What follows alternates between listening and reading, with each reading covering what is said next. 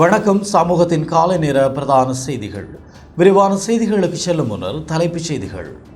போர்க்குற்றம் செய்த இராணுவ அதிகாரிகள் தொடர்பில் சாட்சியம் அளிக்க முன்வந்துள்ள 357 பேர். மணிவண்ணன் தொடர்பில் அழுத்தமாக வாய் திறந்த சஜித் பிரேமதாஸ். கொரோனாவால் ஒருவர் உயிரிழப்பு. தொற்றாளர்களுடைய எண்ணிக்கை 94,000 தாண்டியது. மைத்திரி விமல் ரகசிய சந்திப்பு. கொழும்பு ஊடகம் செய்தி வெளியீடு. எனது வார்த்தை பிரயோகம் தவறானது, ஜீவன் தொண்டமான் தெரிவிப்பு. பிரான்சில் இலங்கை தமிழ் மக்களுக்காக நிறைவேற்றப்பட்டுள்ள முக்கிய தீர்மானம். மணிவண்ணனுக்கு பிணை வழங்கியது அரசாங்கமா நீதிமன்றமா? ஆதாரத்துடன் கேள்வி கேட்கும் விக்னேஸ்வரன்.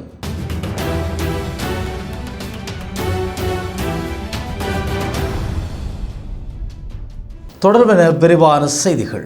இலங்கை இராணுவ அதிகாரிகள் 28 பேர் போர்க்குற்றங்களை செய்தனர் என்பதற்கான சாட்சியங்களை ஜெனீவா மனித உரிமை பேரவைக்கு வழங்க விடுதலை புலிகளின் முன்னாள் செயற்பாட்டாளர்கள் 357 பேர் முன்வந்துள்ளதாக சிங்கள பத்திரிகை தெரிவித்துள்ளது.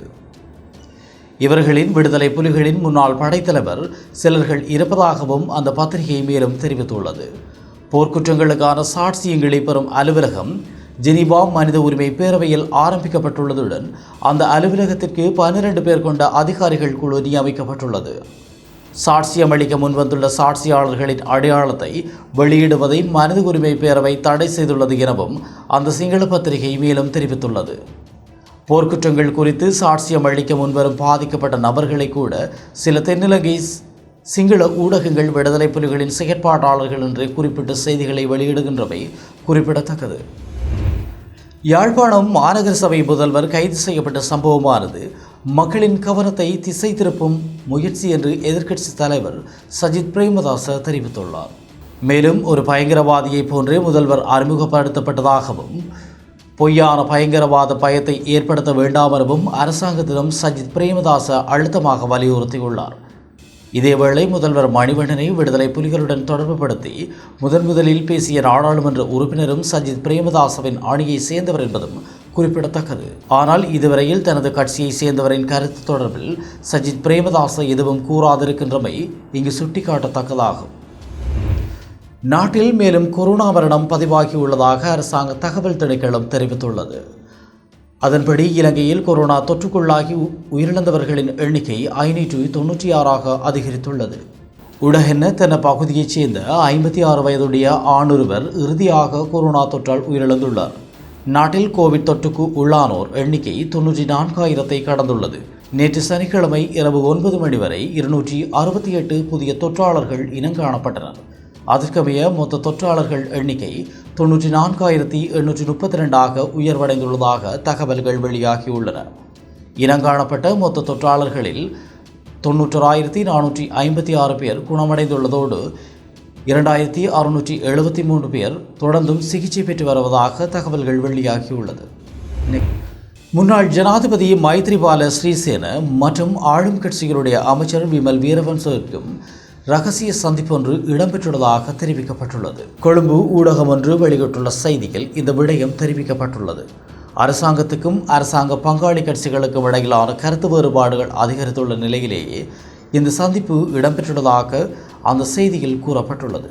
அண்மையில் ஸ்ரீலங்கா சுதந்திர கட்சிக்கும் ஆளும் கட்சியில் அங்கம் வகிக்கும் 11 பங்காளி கட்சிகளின் தலைவர்களுக்கும் இடையில் இடம்பெற்ற கலந்துரையாடலை தொடர்ந்து இந்த சந்திப்பு இடம்பெற்றுள்ளதாக தெரிய வருகிறது. இந்த சந்திப்பின் போது பேசப்பட்ட விடயங்கள் குறித்த தகவல்கள் எவையும் இன்னும் வெளியாகவில்லை என்பதுடன் அரசியல் அங்கம் வகிக்கும் 11 பங்காளி கட்சிகள் மீண்டும் ஒருவரை தனி சந்திப்பொன்றை நடாத்தியுள்ளமை குறிப்பிடத்தக்கது. ஸ்ரீலங்கா பொதுஜன முன்னணியினர் கடும் அதிருப்தியில் இருப்பதாகவும் மேலும் தெரிய வருகின்றது. தமது வார்த்தை பிரயோகம் தவறானது என இராஜாங்க அமைச்சர் ஜீவன் தொண்டமான் வருத்தம் வெளியிட்டுள்ளார். 1000 ரூபாய் சம்பள விவகாரம் தொடர்பில் அண்மையில் மக்கள் மத்தியில் உரையாற்றுகையில் பொதுவெளியில் பயன்படுத்தப்பட்ட தகாத வார்த்தை பிரயோகத்தை பயன்படுத்தி அமைச்சர் ஜீவன் அவர்கள் வெளியிட்ட விமர்சனங்கள் அடங்கிய காணொளி சமூக ஊடகங்களில் வைரலாகி வருகின்றது. இந்நிலையில் குறித்த சர்ச்சைக்கு முற்றுப்புள்ளி வைக்கும் நோக்கில் அமைச்சர் ஜீவன் தொண்டமான் அவர்கள் முகநூலில் காணொளி ஒன்றை வெளியிட்டுள்ளார். 1000 ரூபாய் சம்பள உயர்வு குறித்த போராட்டம் தனது தந்தையின் கனவு எனவும் இதனால் உணர்ச்சி மிகுதியில் தாம் தகாத வார்த்தைகளை பயன்படுத்தியதாகவும் தெரிவித்துள்ளார். தாம் பயன்படுத்திய வார்த்தைகள் தவறானது என்பதை ஒப்புக்கொள்வதாக தெரிவித்துள்ள அவர், எதிர்வரும் காலங்களில் இவ்வாறான கருத்துக்கள் தவறுகள் நடைபெறுவதனை தவிர்க்கும் வகையில் தாம் செயற்பட உள்ளதாகவும் மேலும் தெரிவித்துள்ளார். இலங்கை தமிழர்களுக்கு ஆதரவாக பாரிஸின் புறநகர் பகுதியில் உள்ள நகர சபையில் முக்கிய தீர்மானம் நிறைவேற்றப்பட்டுள்ளதாக தகவல்கள் வெளியாகியுள்ளது. எவ்ரி ஜூல்சன் நகர சபையில் நேற்று முன்தினம் இலங்கை தமிழ் மக்களுக்கு ஆதரவான தீர்மானம் ஏகமனதாக நிறைவேற்றப்பட்டுள்ளது. எவ்ரி ஜூல்சன் நகரசபை முதல்வர், நகரசபை பிரதி முதல்வர், நகரசபை உறுப்பினர்கள் போன்றோரின் ஆதரவுடன் குறித்த தீர்மானம் ஏகமனதாக நிறைவேற்றப்பட்டுள்ளது. குறித்த தீர்மானத்தில் இலங்கையின் தமிழர்களுக்கு எதிராக இனப்படுகொலை முன்னெடுக்கப்பட்டுள்ளதாகவும் இலங்கை அரசை சர்வதேச குற்றவியல் நீதிமன்றத்தில் நிறுத்தப்பட்டு சர்வதேச சுயாதீன விசாரணை நடாத்தப்பட வேண்டும் எனவும் வலியுறுத்தப்பட்டுள்ளது. இலங்கையில் வாழும் தமிழ் மக்களுக்கு தனித்தமிழீழம்தான் நிரந்தர அரசியல் தீர்வாக இருக்க முடியும் எனவும் இவை போன்ற பல்வேறு விடயங்கள் உள்ளடக்கப்பட்டுள்ளன. ஐநா மனித உரிமைகள் பேரவையின் 46வது அமர்வின் போது இலங்கை இராணுவத்தினரிடம் மனித உரிமை மீறல்கள் தொடர்பில் சுட்டிக்காட்டப்பட்டிருந்தது. இந்நிலையில் பாரிஸில் வாழும் இலங்கை தமிழ் மக்களுக்கு ஆதரவாக கொண்டுவரப்பட்டுள்ள தீர்மானத்தின் போது எவ்ரி ஜூல்சன் தமிழ் சங்கங்கள் இறுதிக்கட்ட போரின் போது கொல்லப்பட்ட பல்லாயிரக்கணக்கான பொதுமக்களின் தலைவிதி பற்றி சுட்டிக்காட்டியுள்ளன. போரின் போது தமிழ் மக்கள் மனித கேடயமாக பயன்படுத்தப்பட்டமை தெரிய வந்துள்ளது. மேலும் இராணுவத்தினரால் மேற்கொள்ளப்பட்ட துஷ்பிரயோகங்கள் தொடர்பிலும் குற்றம் சாட்டப்பட்டுள்ளன. யாழ் மாநகர சபை முதல்வர் மணிவண்ணனுக்கு பிணை வழங்கியது அரசாங்கமா அல்லது நீதிமன்றமா என்ற கேள்வி எழுந்துள்ளதாக நாடாளுமன்ற உறுப்பினர் நீதியரசர் சீனா விக்னேஸ்வரன் தெரிவித்துள்ளார். பயங்கரவாத சட்டத்தின் கீழ் கைது செய்யப்பட்ட மணிவண்ணனுக்கு பிணை வழங்கப்பட்டமை தொடர்பில் சீனா விக்னேஸ்வரன் இன்று கருத்து வெளியிட்டுள்ளார். யாழ் மாநகர சபை முதல்வர் விஸ்வலிங்கம் மணிவண்ணன் யாழ்ப்பாணம் நீதிமன்றத்தில் பிணையில் விடுதலை செய்யப்படுவதற்கு முன்னதாகவே அமைச்சரான டக்ளஸ் தேவானந்தா மணிவண்ணனுக்கு ஜனாதிபதி மன்னிப்பளிப்பதாகவும் தன்னிடம் கூறியதாக ஊடகம் ஒன்றுக்கு செய்தி வெளியிட்டுள்ளார்.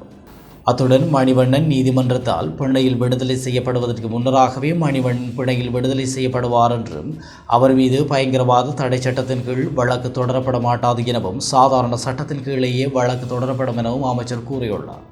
அமைச்சரின் இந்த கூற்று இந்த நாட்டின் நீதிமன்றங்களுக்கும் போலீசாரும் பெயரளவில் மட்டுமே இருக்கின்றனவா என்ற கேள்வியையும் ஜனாதிபதியினதும் அவரின் அரசாங்கத்தினதும் தனிப்பட்ட வெறுப்புகளுக்கு ஏற்பவே அவை செயற்படுகின்றனவா எனவும் கேள்வி எழுப்பியுள்ளார். அதேவேளை மணிவண்ணன் அரசியல் உள்நோக்கம் கருதி வேண்டுமென்றால் கைது செய்யப்பட்டிருக்கின்றார் என்ற உண்மையையும் அமைச்சரின் கூற்று வெளிப்படுத்தி நிற்பதாக தெரிவிக்கப்பட்டுள்ளது. மணிவண்ணனுக்கு ஜனாதிபதி மன்னிப்பு அளித்தது உண்மை என்றால் மணிவண்ணன் ஏதோ தவறு செய்துள்ளார் என்றே அர்த்தம். ஆனால் மணிவண்ணன் செய்தது தவறு என்று போலீசாரால் நீதிமன்றத்தால் நிரூபிக்க முடியவில்லை. ஆகவே ஜனாதிபதி என்ன அடிப்படையில் மணிவண்ணனுக்கு மன்னிப்பு வழங்கினார் எனவும் கேள்வி எழுப்பியுள்ளார். அமைச்சர் ஏற்கனவே கூறியது போல மணிவண்ணன் பிணையில் விடுதலை செய்யப்பட்டுள்ளதுடன் அவர் மீது பயங்கரவாத தடை சட்டத்தின் கீழ் வழக்கு பதிவு செய்யப்படவில்லை. ஆனால் யாழ்ப்பாண நீதிமன்றத்தில் போலீசார் மற்றும் மணிவண்ணன் தரப்பு வாத பிரதிவாதங்களை கேட்டு அறிந்த பின்னரேயே மணிவண்ணன் பிணையில் விடுதலை செய்யப்பட்டுள்ளதாக அறிய தருகின்றேன். ஆனால் மணிவண்ணனுக்கு ஜனாதிபதியினால் மன்னிப்பு வழங்கப்பட்டுள்ளதாக அமைச்சர் தேவானந்தா கூறியிருப்பதும் மணிவண்ணன் நீதிமன்றத்துக்கு கொண்டு செல்லப்படுவதற்கு முன்னதாக அவர் பிணையில் விடுதலை செய்யப்படுவார் என்று போலீசார் இவ்வாறு தான் நடந்து கொள்வார்கள் என்றும் அமைச்சர் முன்னதாகவே கூறியிருப்பதும் இந்த நாட்டின் போலீஸ் திணைக்களமும் நீதிமன்றங்களும் எந்த அளவுக்கு சுயாதீனத்தை இழந்து செயற்பட்டு கொண்டிருக்கின்றன என்பதற்கு ஆதாரமாக காணக்கூடியதாக இருக்கின்றது. இவ்வாறான செயல்கள் போலீஸ் திணைக்களத்தையும் நீதிமன்றங்களையும் அவமதிக்கும் செயற்பாடுகளாகவும் கொள்ள முடியும். இது தொடர்பாக ஜனாதிபதியும் அமைச்சர் டக்ளஸ் தேவானந்தாவும் மக்களுக்கு விளக்கம் அளிக்க வேண்டும் என மேலும் கேட்டுக்கொள்கின்றேன் என குறிப்பிட்டுள்ளார்.